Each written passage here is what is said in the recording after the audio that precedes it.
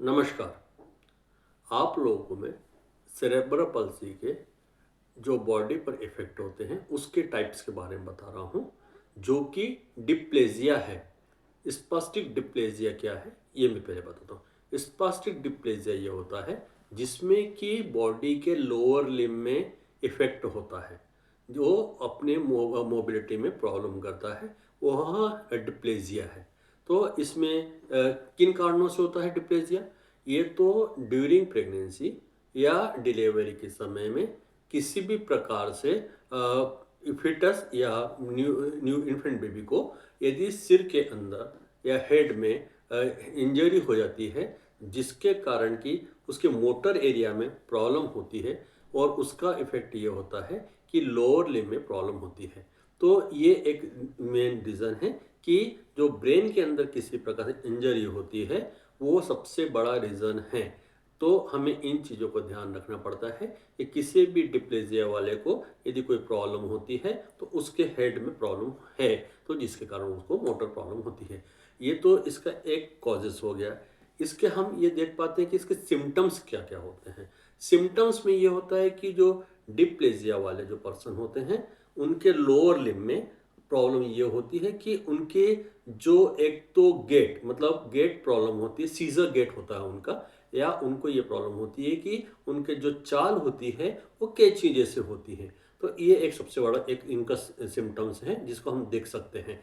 तो दूसरी बात ये है कि एक तो इनमें सबसे बड़ा मोबिलिटी की प्रॉब्लम होती है, और इनको जो मोबिलिटी के साथ साथ इनको क्रेचेस की भी रिक्वायरमेंट होती है। तो ये एक इनमें दिक्कतें होती है। बैलेंस बहुत पुअर होता है इनके अंदर, ये दिक्कतें होती है। जो इनके डिप्लेजिया वाले हैं ये प्रोग्रेसिव नहीं है। ये एक इसका मेन रीज़न है कि प्रोग्रेसिव नहीं, लेकिन यदि हम इनके मसल्स के ऊपर वर्क नहीं करते हैं तो कॉन्ट्रैक्चर्स डेवलप हो जाते हैं, जिसके कारण कि इनके अंदर प्रॉब्लम्स हो जाती है और डिफॉर्मिटीज डेवलप हो जाती है। लेकिन ब्रेन के द्वारा जो प्रॉब्लम होती है वो प्रोग्रेसिव नहीं है।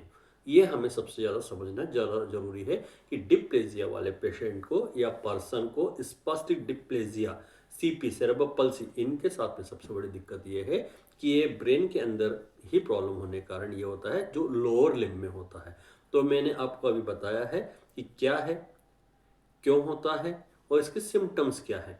अभी हम ये बताते हैं कि इनके हम मैनेजमेंट क्या कर सकते हैं या हम इनके लिए क्या ट्रीटमेंट कर सकते हैं। सबसे पहले तो ऐसा कुछ ट्रीटमेंट नहीं है इन लोगों के लिए कि जो हमने कुछ इंजेक्शन लगा देते एकदम ठीक हो गए, या एक कोई दवाई देते एकदम ठीक हो गए, या कोई एक पर्टिकुलर एक ऐसा कोई रीज़न नहीं है जिसके कारण कि हम ये कह सकते हैं कि उनको डिप्लेजिया की प्रॉब्लम को हम ठीक कर सकते हैं। ये नहीं है। तो डिप्लेजिया वालों के लिए सबसे ज़्यादा एक तो हमें एक तो पीडियाट्रिक रिक्वायरमेंट होती है जो बच्चों के लिए होता है। दूसरा न्यूरोपीडियाट्रिक होता है, उनकी रिक्वायरमेंट होती है। ऑर्थोपेडिक जो सर्जन होते हैं या फिजिशियन होते हैं उनकी रिक्वायरमेंट होती है।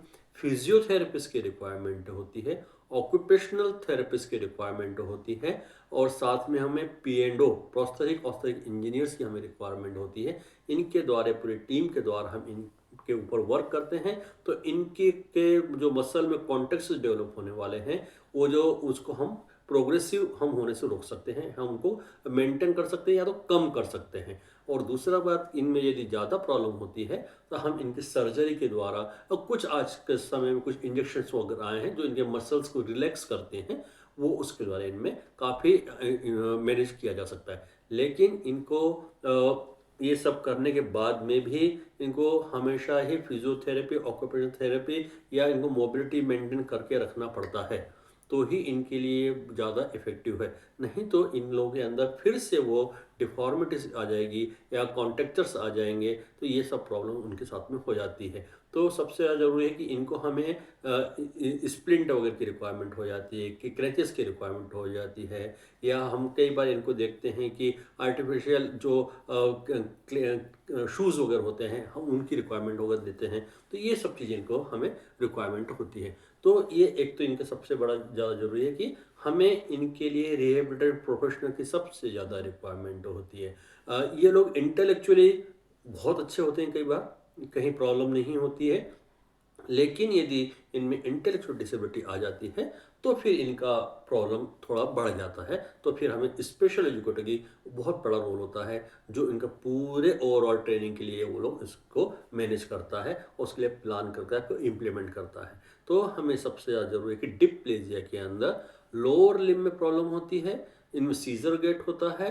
करेक्शन के लिए हमें इनके फिजियोथेरेपिस्ट, ऑक्यूपेशनल थेरेपिस्ट, सर्जरी और कुछ मेडिसिन वगैरह के द्वारा मसल से रिलैक्स करने के लिए इनके को दिया जाता है। यही एक डिप्लेजिया का है। डिप्लेजिया में कोई जो जानकारी है, इसके लिए आप मेरे वीडियो को शेयर करेंगे, सब्सक्राइब करेंगे, लाइक करेंगे, कमेंट्स करेंगे। और कुछ बताना है तो मैं इसमें और आप अगले वीडियो में बताने का प्रयास करूंगा। यदि आप चाहते हैं तो कुछ आप मुझे सजेशन देंगे तो मैं उसमें कर पाऊंगा। तो डिप्लेजिया का हमें सबसे ज़्यादा ध्यान रखना पड़ता है कि हमें ये जो यदि बाय बर्थ आते हैं सेरेब्रल पल्सी से इफेक्टेड स्पास्टिक डिप्लेजिया होता है, या तो फिर जो बड़े एज में होता है, या किसी चीज़ में उनको यदि स्पाइनल कॉर्ड इंजरी होने के कारण या लोअर लिम्ब में प्रॉब्लम हो जाती है, ब्लडर कंट्रोल नहीं होता हुआ है, तो ये अलग प्रॉब्लम होती है जो कि एक्सीडेंटल या किसी इंसिडेंट के कारण में ये प्रॉब्लम हो जाती है। तो हमें जो स्पास्टिक डिप्लेजिया और हम इफेक्ट डिप्लेजिया जो एक्सीडेंटल होते हैं, वो दोनों को हमें अलग अलग देखना पड़ेगा। उसके बाद में हम लोग उसको डिफाइन करके हम उसको ट्रीटमेंट कर सकते हैं और उनका मैनेजमेंट कर सकते हैं। तो आप लोगों को मेरा ये वीडियो कैसा लगा, इसके लिए आप मुझे कमेंट्स जरूर करेंगे, शेयर करेंगे, लाइक करेंगे, सब्सक्राइब करेंगे। बहुत बहुत धन्यवाद।